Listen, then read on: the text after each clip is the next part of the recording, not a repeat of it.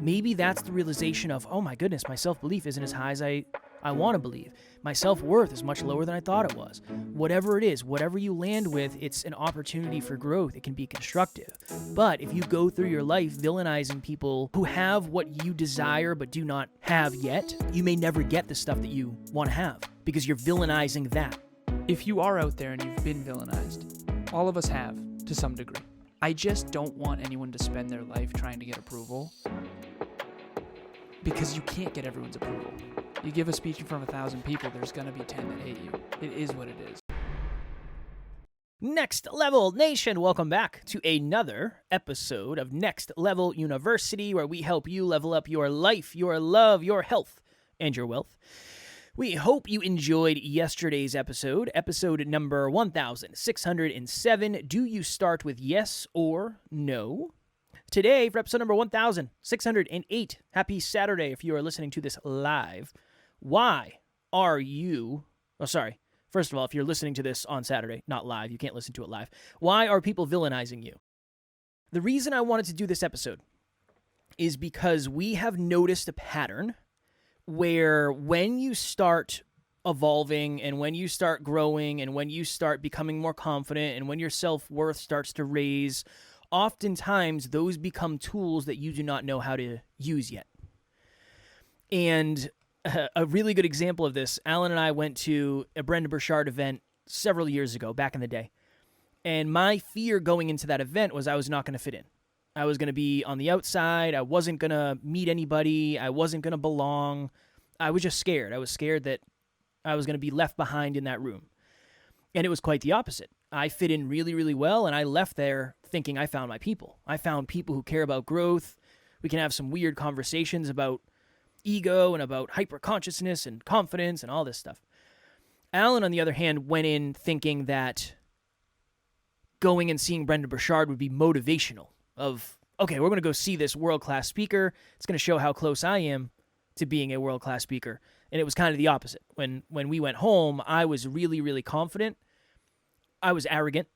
And I think Alan was lower than usual on the drive to 5. You were riding the struggle bus a little bit. Now, there are some undertones of that which we can talk about. But here's the point. I came home with a higher level of self-belief than I had ever had, and a higher level of self-worth than I had ever had, and I didn't know what to do with it. I was definitely a little bit arrogant. I don't know why you're talking to me with that tone.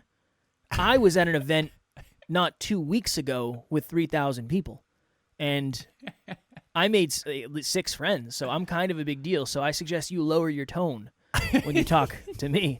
I didn't say anything like that, but that's kind of the energy I was holding at that time. I didn't know how to use the newfound confidence I had. I didn't know what to do with it. I had no idea how to use it. That's one reason potentially you're getting villainized. One of the reasons you might be getting villainized is because you're working so diligently on yourself, but you don't know how to handle the rewards of that yet. And here's the other thing. Yes, I know there's people around us rooting for us to change, but there are a lot of people around us that are okay with us changing, but not if we change too much. If we change to the point where there's too much contrast, if you have a level 10 belief, now after level 10 is really, really high. Let's say you have a level 7 belief. You used to have a level 5, now you have a level 7 belief in your own ability to create external results. Well, I know I could start a podcast. I know I could do this photography thing. I know I could be a personal trainer. I know I could pass that test. But you're used to spending time with people who, in that group, you're the person who doesn't believe in themselves. That shift, that contrast, that's another way you can get villainized by those people. They might not think it's real. They might think it's fake. They might think it's ego. They might think it's arrogance. So there's a lot of different reasons why this can happen. Last one, Alan, and then I'll kick it to you. I think people really enjoy rooting for underdogs. Being an underdog is really cool. People like to root for the underdogs. But if you think about, I'll use a sports team as an analogy. Alan and I we live in New England. And for those who don't follow football or for those who are international listeners, we used to have the best football team for like 20 years. Like 20 years in a row, our football team was pretty close 10. to the top. It was 10. Okay, 10 years. Yeah. And we won, 6 Super Bowls, 7 Super Bowls? 7, I think. Yeah. They were really, really, really good to the point where nobody liked them. The only people who liked that team was New England. Everybody else absolutely hated the team and villainized the team because they were always so good. They were always so good. When you're an underdog, you're really easy to root for. You're really, really easy to root for. When you start winning and you start getting results, I think it's a lot harder for people to root for you because they can't see themselves in you anymore. So that's another potential of why, unfortunately, you might get villainized. So Kev knew that this would be a tough one for me. I guess the value that I would add on this is asking yourself how much you get villainized. Are you someone who gets villainized often? Are you someone who typically doesn't get villainized? There's like a lot of different reasons why people villainize. Kevin just went through several of them. I think one of them is you're insecure and you're around someone who's actually confident, and then you have to realize that you've been pretending to be confident. The other one would be, maybe you're, and by the way, I mean proverbially you, not like you, the listener. I just mean you as in the person, whoever's doing the villainizing. So the first one is this person, I'll refer to it as a person. This person is insecure deep down, but pretending to be confident. So when they're around someone who actually is confident, it's a big mirror, and they either have to admit that they're not actually confident, or they have to think the other person's arrogant. That's very common. The second one is competence. So, and Kevin kind of mentioned this, the football team that's always so good. Oh, it must be nice, or, it must be so hard to be so great, so good looking, so smart, so whatever. I remember we had a valedictorian. Her name was Julianne, and a lot of people didn't like Julianne, and a lot of people did. But I remember thinking to myself, like, good for her. But I now understand that I was also really smart, and I wasn't intimidated. I wasn't. As a matter of fact, everyone used to say, Julianne is so smart. Julianne is so smart. And I used to say, yeah, I think she's pretty smart. And now I realize that most people who maybe aren't as smart are like, well, geez. And so I think that when you feel less than, there's two ways to handle it. You either use humility and emotional intelligence to say, you know what? I am less than. I remember one time Kevin and I had this discussion, and I said, dude, I have no problem with you being a better communicator than me. I have no problem with that at all. Genuinely. I mean, honestly, I'll still work forever to become better and better and better at communication, but you could be a better communicator than me for the rest of your life, and I really wouldn't mind that much. And you said, but yeah, Alan, but that's because you're such a strong communicator. Like, what if you weren't? And I don't know. I don't know if it would bother me or not, but what I would say is that the first reason is it stems from feeling less than. It stems from feeling not good enough, not capable enough. And I remember when I was in high school, I was prepubescent, little boy, 5'3", red-faced, chubby, awkward phase. And I didn't hit puberty until way, way, way later. And everyone else, had beards and could dunk a basketball. And I remember it was so hard. It was so hard to be so overlooked. I do remember that. And I try to remember that because, I was so insignificant. I had tough stuff going on at home and all that. So I try to remember what it felt like to feel super insignificant. And I remember all the athletes that bullied me or made fun of me or had all the girls or whatever. There was a part of me that wanted to villainize them. I don't know if I ever really did, but now I think one of the reasons is because I just had a lot of self-belief, and I figured long term I'd still be able to be whatever I wanted to be. And if you don't have that, if that didn't resonate, maybe it is going to require an extra level of humility and emotional intelligence to sit with your emotions and be okay with being less than. And I know that sounds really weird for a personal growth podcast, but I've actually done some of this work with my clients behind the scenes that's been really cool. And I actually said something to a client earlier today. It was, I would instead of you saying, hey, I'm going to be, a future billionaire who's going to change the world, I'm going to be, the best at this. Why not just And in this context, by the way, this person doesn't actually believe any of those things are possible for her. She's just saying that. And she now realizes that she was saying that, not knowing what she was saying. So I got to provide some context. I said, I would much rather you just say, who am I? Like, who am I? Like, all right, let's have this conversation. I know I'm saying like a lot.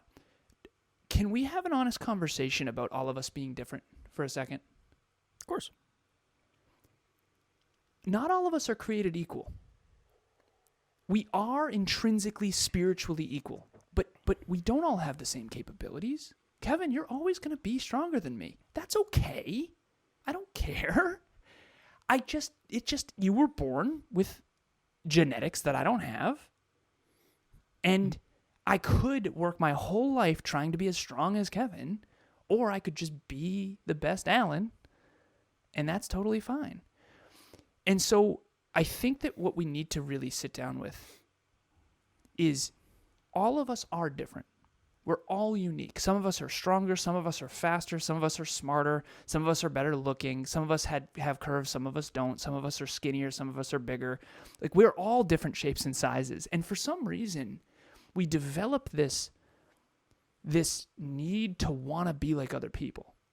And I've always observed this my whole life. I've always been kind of a scientist. That it's like tall people want to be shorter and short people want to be taller. I had an ex-girlfriend who was 5'7". She wanted to be shorter. It's like, why? You're beautiful. You're amazing. Like, why want to be different than you are? Why not just, I mean, it'd be understandable if you weren't drop dead gorgeous, right? But I've met some of the most beautiful people, some of the most smart, incredible people that still don't like themselves. They still don't love themselves. And I think that one of the reasons people get villainized is because people are deeply insecure about who and what they are. They feel like it's unfair. That's what I was going to say, is you feel like a victim. You feel like a victim. I think that's a really big line in the sand. If you are really good at stuff and you're excelling, anybody who feels kind of like a victim, and I don't mean that, maybe you're listening or watching and you feel like, I'm not saying that's a bad thing. I'm not making that wrong. I've definitely felt that way in the past. I used to be the guy who would see somebody with a nice car or a nice house and say it must be nice. Because in my mind, I can't get that. Like, how dare you get... Can we go through that for a second? Yeah, of course. Why couldn't you get that? I didn't have belief. I didn't believe it was possible for me. Okay, but it was. It's not if you don't believe it. That's the problem. Right. Because I wouldn't do the necessary things. But I wouldn't do the things you did required. Get a nice car. You did get a nice car. Yeah, but never the ones. I mean, yeah, that was my dream car at the time, but I've always wanted really nice things. And I never knew how to get it. I never believed I could get it. So I did. There was a lot of times where I felt like a victim. I would see, I mean, think about it.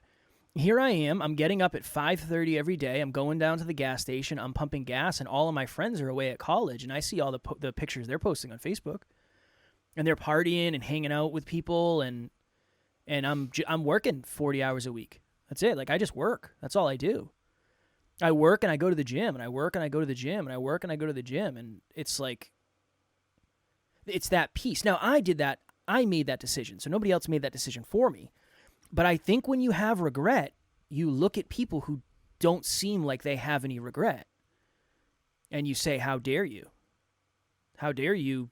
How dare you live some form of a life that I really would love to have? That was my experience. What would you do? Like, let's put you back.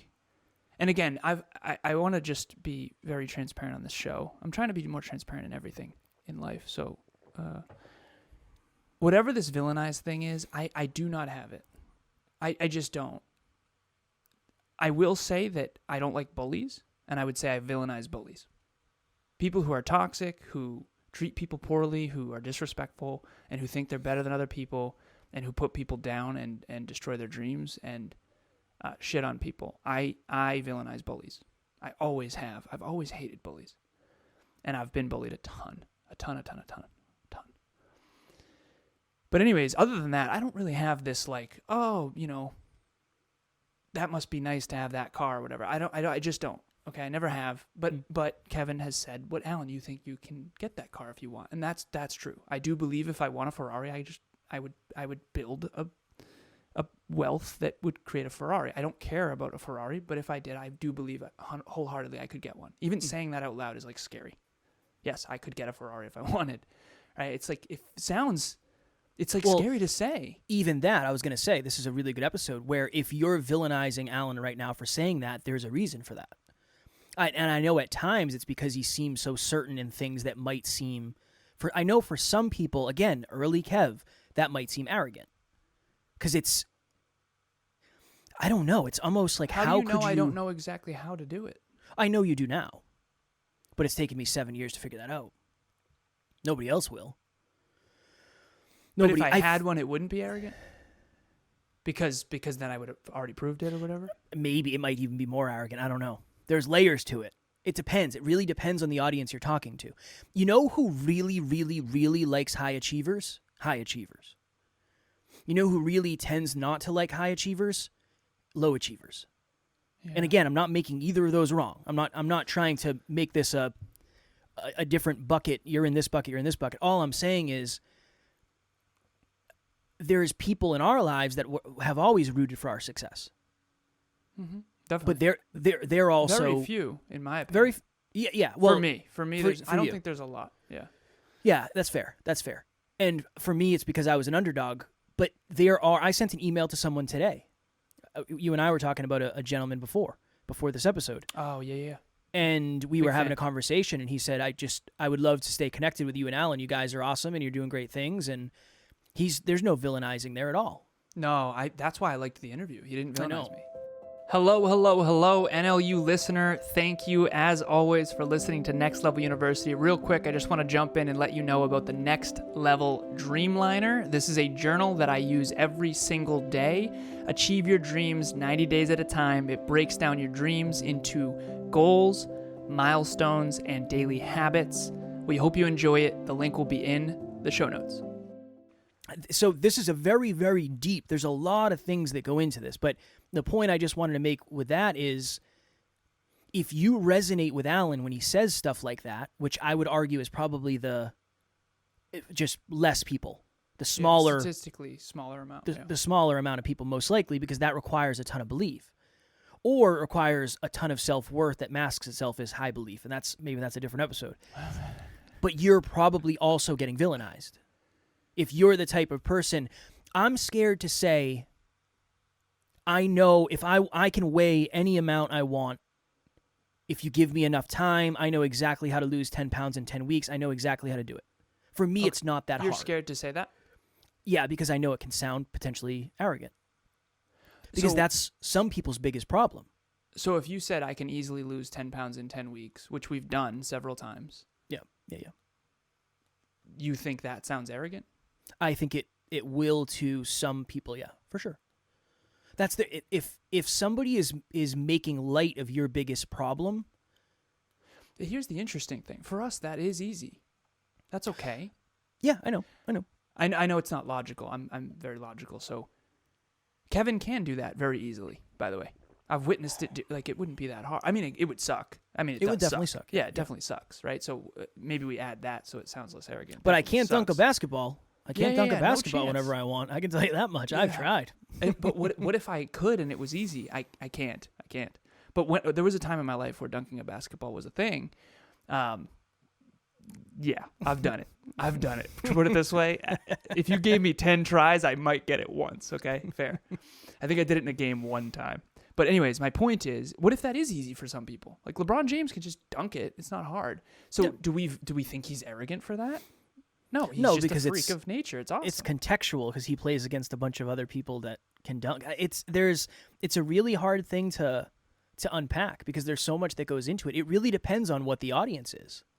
If you're someone who, it's hard, right? Because it's really hard to take myself out of what we do, and it's really hard to assume or project what you are doing, whether you're watching or listening.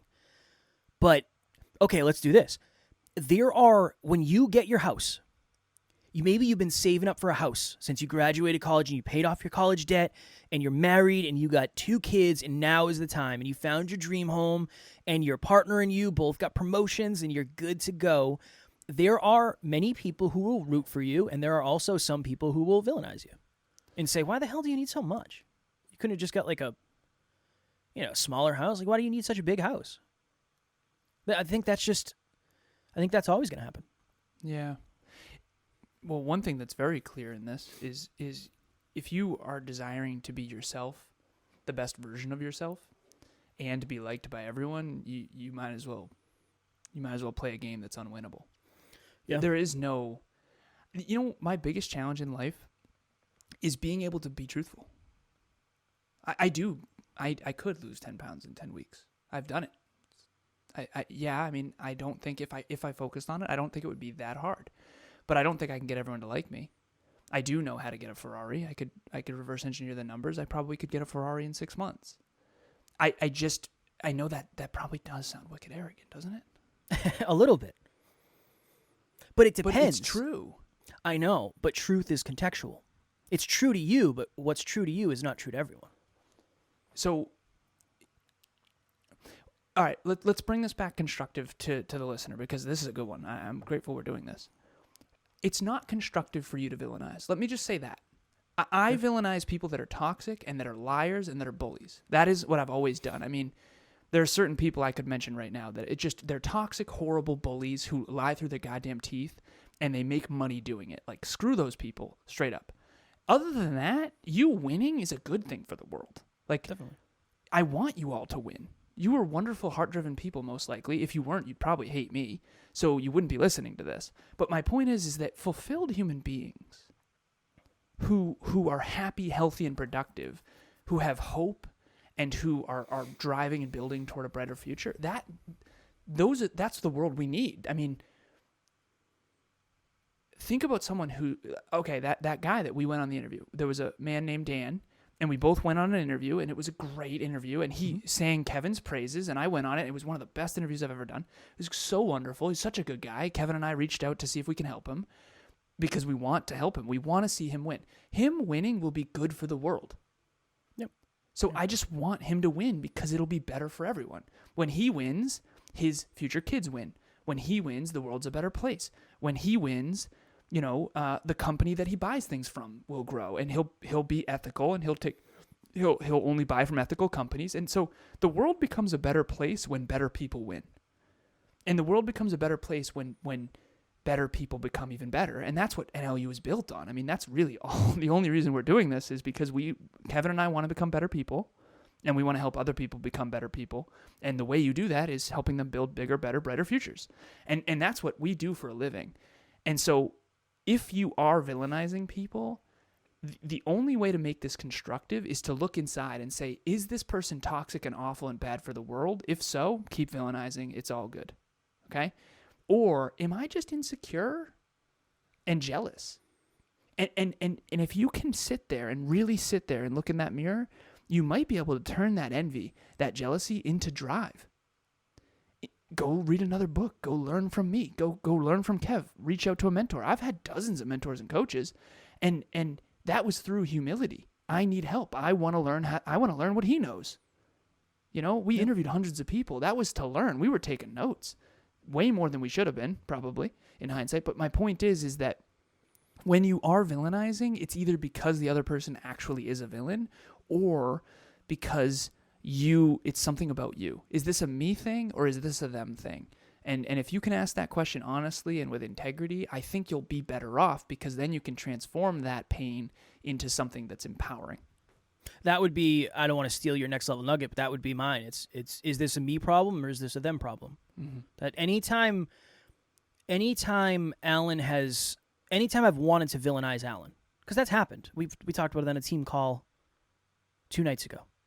It's Friday already? My goodness, we're recording this on Friday? I thought it was Thursday. I have no idea where I am or what time it is. It's been a week. It's been a week.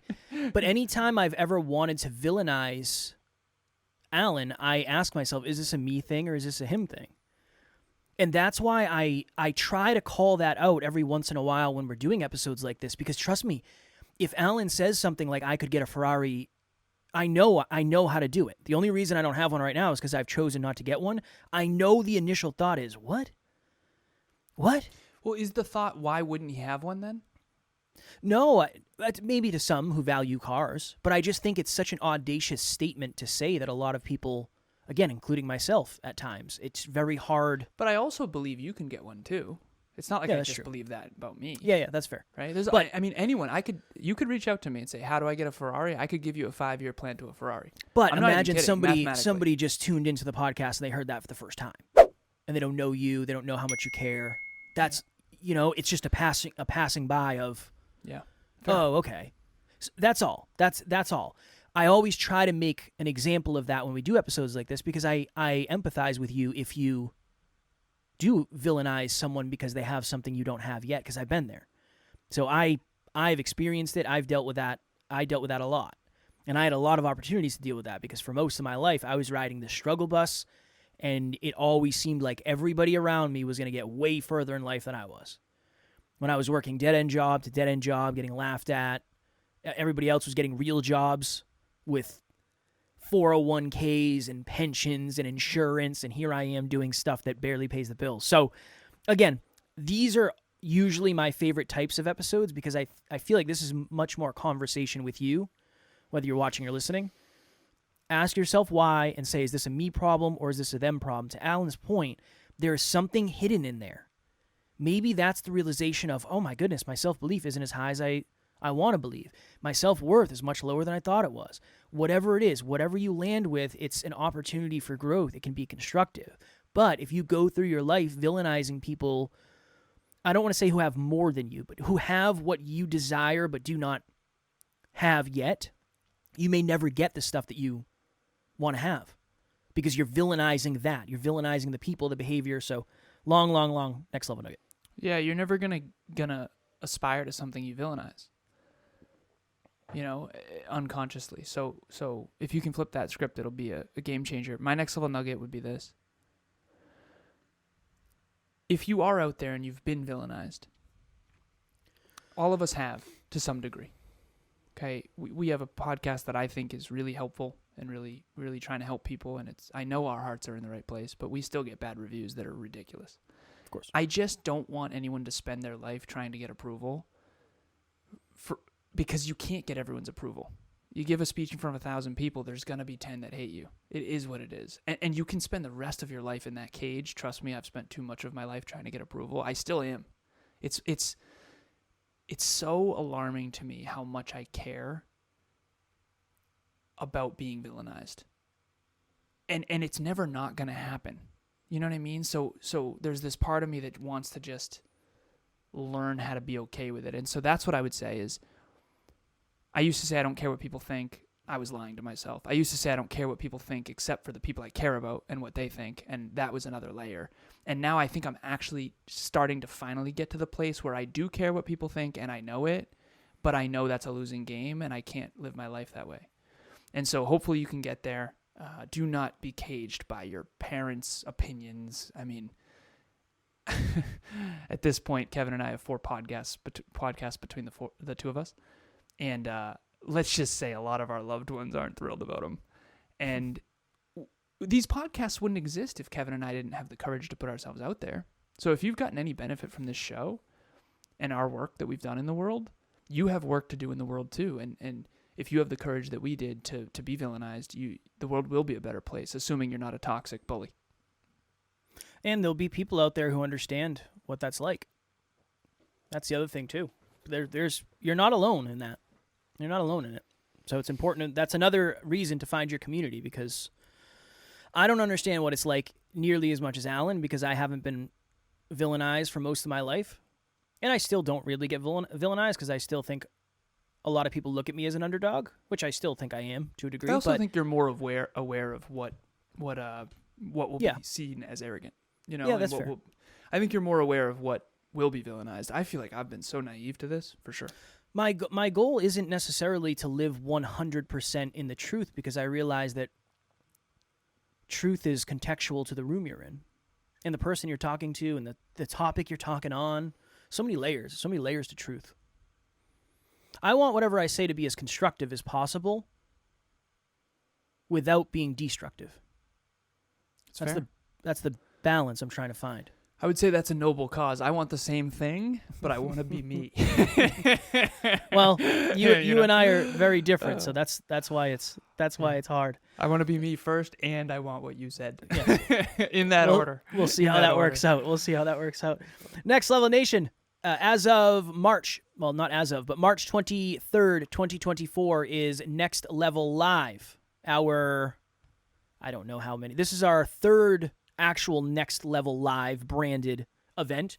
We are doing it at the Groton Inn in Groton, Massachusetts. We are having 30 people, so we're going to sell 30 tickets for in-person, as well as 30 tickets for virtual. In-person, you will get a free Next Level Dreamliner, as well as a very, very, very nice catered lunch. Alan is showing the Dreamliner on YouTube.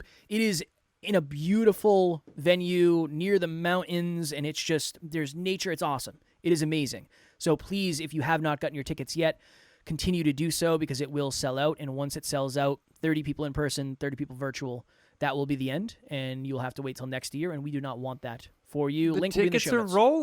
Tickets are rolling. Saw another one come through 2 days ago, yesterday. Who knows what day it is? My nose is itchy. Anything you want to talk about before we go? Or? Oh, yeah. I hadn't thought about what it was. No worries. But every Saturday, in case you haven't heard, every Saturday, 12:30 p.m. Eastern Standard Time, we run a Next Level Book Club. Next Level books with Next Level people. And if you want to get around a growth-minded community that is inclusive and toxic bully-free, Book Club is the place. 12:30 p.m. Eastern Standard Time every Saturday. I think we're coming up on our 155th week. The link to register will be in the show notes, and it will email you, and you can add it to your calendar, and we hope to see you there. Tomorrow, for episode number 1609, the 3 core wounds. Alan has been doing a lot of therapy lately and bringing back some really, really good, valuable nuggets. And I figured we could do an episode on that and how that'll the 3 tie core really wounds well into this as well. Yeah. Because one of the some villainizing is just villainizing villains and toxic bullies and that kind of thing. But some villainizing is actually an overcorrection from these core wounds. So. Very excited to talk about that, so we'll talk about that tomorrow. As always, we love you. We appreciate you. Grateful for each and every one of you. And at NLU, we do not have fans. We have family. We will talk to you all tomorrow. Talk to you soon. Next Level Nation.